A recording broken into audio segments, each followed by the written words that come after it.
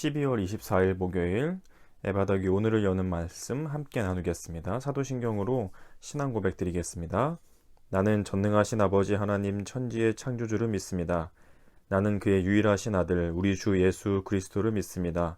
그는 성령으로 잉태되어 동정녀 마리아에게서 나시고 본디오 빌라도에게 고난을 받아 십자가에 못 박혀 죽으시고 장사된 지 사흘 만에 죽은 자 가운데서 다시 살아나셨으며 하늘에 오르시어 전능하신 아버지 하나님 우편에 앉아 계시다가 거기로부터 살아있는 자와 죽은 자를 심판하러 오십니다. 나는 성령을 믿으며 거룩한 공교회와 성도의 교제와 죄를 용서받는 것과 몸의 부활과 영생을 믿습니다. 아멘. 오늘 함께 보실 말씀은 히브리서 10장 19절부터 25절까지의 말씀입니다. 신약 363쪽 히브리서 10장 19절부터 25절까지의 말씀을 같이 읽겠습니다. 그러므로 형제들아 우리가 예수의 피를 힘입어 성소에 들어갈 담력을 얻었나니 그 길은 우리를 위하여 휘장 가운데로 열어놓으신 새로운 살 길이요 휘장은 곧 그의 육체니라. 또 하나님의 집 다스리는 큰 제사장이 계심에 우리가 마음의 뿌림을 받아 악한 양심으로부터 벗어나고 몸은 맑은 물로 씻음을 받았으니 참 마음과 온전한 믿음으로 하나님께 나아가자. 또 약속하신 이는 미쁘시니 우리가 믿는 도리의 소망을 움직이지 말며 굳게 잡고 서로 돌아보아 사랑과 선행을 격려하며 모이기를 패하는 어떤 사람들의 습관과 같이 하지 말고 오직 권하여 그날이 가까움을 볼수록 더욱 그리하자. 아멘. 오늘 말씀에서 19절에서는 예수님을 통해 우리가 성소에 들어갈 담력을 얻었다라고 표현하고 있습니다. 성소는 이스라엘 백성이 광야 시대 때부터 또 늘 그들의 삶의 중심 가운데 있던 성막, 성소, 지극히 성스러운 장소, 하나님이 계시는 장소이잖아요. 우리가 예수님을 통해서 그 성소에 나갈 수 있는 담력을 얻었다 이렇게 표현하고 있습니다. 여기서 말하는 담력은 무슨 이렇게 용기나 이렇게 힘을 얻었다라는 그런 이렇게 우리가 흔히 생각하는 그런 뭐 담력 테스트 할 때 그런 담력이라기보다 약간 자유로움, 우리가 언제든지 성소에 나아갈 수 있는 자유로운 길이 열렸다 이런 표현이거든요. 그 시민권자들이 자기들의 그 국가 안에서 자기 마음껏 발언할 수 있는 권리를 가리켜서 이 담력이라는 단어를 쓰거든요. 뭐 이방인, 외국인, 나그네 이런 사람들은 타국에 갔을 때에 자기 소리를 내기가 어렵잖아요. 뭐 우리 한국인인데 뭐 미국에 가게 되었다. 근데 거기서 뭐 관광으로 뭐 잘 지내다가 오면 좋은데 거기서 뭐 갑자기 사고를 치거나 범죄를 일으키거나 뭐 심지어는 때 아니면 몸이 아프더라도 굉장히 이거를 처리하기가 혹은 해결하기가 어려울 때가 있잖아요. 왜냐하면 시민권이 없기 때문이죠. 그냥 관광객이지 그 나라 국민이 아니니까 마음껏 자유롭게 할 수 없는 그런 권리들이 제한돼 있는데 이 여기서 말하는 담력은 그 국가의 그 시의 시민권을 가지고 있는 사람, 그래서 그 사람들이 마음껏 발언하는 그런 상태를 가리키는 말입니다. 그러니까 우리가 성소에 나아갈 담력을 얻었다는 것은 우리가 하나님 앞에 그 성소에 들어갈 수 있는 자유로움, 그 권리를 우리가 이제 얻게 되었다 이런 표현이 되는 거죠. 그리고 20절에서는 이어서 말하기를 예수님의 그 길이, 예수님께서 열어주신 그 길이 휘장에 빗대서 기록되고 있습니다. 휘장은 그 성막 안에 성소와 지성소, 그 성스러운 장소와 지극히 성스러운 장소, 속죄소가 있어서 하나님이 계시는 장소라, 하나님이 임재하시는 장소라고 생각될 만큼 대제사장이 일주일에 한 번, 1년에 한 번만 들어갈 수 있었던 바로 그곳에 이 그 둘 사이가 성소와 지성소 사이가 휘장으로 막혀 있잖아요. 이렇게 3면이 이렇게 붙어 있는, 그래서 밑으로 기어서 대제사장이 들어가야 하는 약간 커튼 같은 역할인데 아주 두터운 이제 헝겊으로 되어 있는 조각인 거죠. 그 휘장이 예수님께서 십자가에 죽으시는 순간에 반으로 갈라 찢어지죠. 위로부터 아래로까지 찢어지게 되었다라고 성경에서 복음서에서는 표현하고 있는데요. 20절에서는 마치 그 휘장이 예수님의 몸으로 비유되죠. 예수님이 십자가에서 자신의 몸을 찢어 죽으신 것처럼 휘장이 그 예수님을 통해 찢어지게 됐죠. 그 찢어지게 되면서 나타난 효과가 무엇입니까? 성소에서 누구든지 지성소로, 누구든지 그 하나님이 계시는 곳으로 들어갈 수 있는 길이 열리게 되었던 거죠. 그것을 예수님의 십자가 사건에 표현하고 빗대서 이야기하고 있습니다. 그리고 22절에서는 이렇게 말씀하고 있는데요.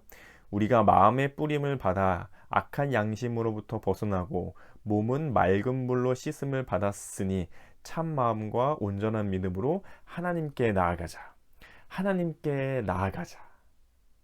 이 구약 시대에는 하나님께 나아가는 건 두려운 일이었거든요. 무섭고 긴장되고 죽을지도 모른다는 공포나 경외심, 이 두려움이 늘 마음속에 있었어서 하나님께 나아가자 이런 표현이라기보다 하나님을 좀 이렇게 하나님 멀리, 우리가 그 앞에 가는 건 너무 두려워, 이런 마음으로 있었던 때였잖아요. 그런데 이제 예수님을 통해서, 휘장같이 자신의 몸을 찢으신 예수님을 통해 우리는 성소에 나아갈 수 있는, 자유롭게 성소에 나아갈 수 있는, 자유롭게 하나님 앞에 나아갈 수 있는 길이 열리게 되었으니까 우리가 하나님 앞에 나아가자 하는 거죠. 참 마음과 온전한 믿음을 가지고 그 하나님 앞에 나아가자. 기쁘게, 즐겁게. 얘는 긴장과 두려움과 공포, 경외심이 아니라 기쁘고 즐겁게 하나님 앞에 나아가자라고 오늘 성경은 말씀하고 있습니다. 휘장처럼 자신의 몸을 찢으신 예수님 덕분에 우리는 성소에 계시는 하나님 앞에 나갈 수 있는 길이 열리게, 자유로운 길이 열리게 되었고, 그 길을 기쁨으로 즐거움으로 나아가자, 이런 표현인 거죠. 그리고 뒤이어서 24절에서는 이렇게 말씀하고 있습니다. 24절을 보시면요, 서로 돌아보아 사랑과 선행을 격려하며. 앞부분이 자신의 개인의 믿음에 관련된 것이었다면, 내가 예수님을 통해 구원 얻은 그 사실이 나에게 주는 감격과 은혜였다면, 24절은 내가 아닌 공동체 안에서, 우리가 생각할 수 있는 그 교회 공동체 안에서 그 은혜를 어떻게 흘려보내야 하는가에 대해서 말씀하고 있습니다. 그 첫 번째로는 서로 돌아보아 사랑과 선행을 격려하래요. 서로 돌아본다는 것은 잘 지내나, 어떻게 지내나, 이 세심하고 아주 자세하게 살펴본다, 이런 뜻이거든요. 그냥 눈에 보이는 모습만 가지고 생각하는 게 아니라, 실제로 그 사람의 생활과 삶과 어려움과 고충과 마음의 상태들이 어떻게 지내고 있는지 자세하게 살펴주는 거죠. 그리고 사랑과 선행, 사랑하도록, 그리고 선행, 착한 일을 행할 수 있도록 격려하래요. 격려. 이 격려라는 단어가 힘냈어, 수고했어, 잘했어, 더 힘내라, 잘해라, 이런 정도의 의미가 아니라요. 사실은요, 사도행전 15장에 나오는데요, 그 바울과 바나바가 싸우거든요. 요한을 데리고 계속 이 선교 여행을 가냐 마냐. 바울은 데리고 가자, 바나바는 우리를 그렇게 힘들 때 떠나고 마치 배신했던 것처럼 했던 그 요한을 데리고 어떻게 갈 수 있느냐, 난 절대 못 간다 하면서 둘이 엄청 싸웁니다. 그리고 나중에 그 일 때문에 서로 갈라서죠.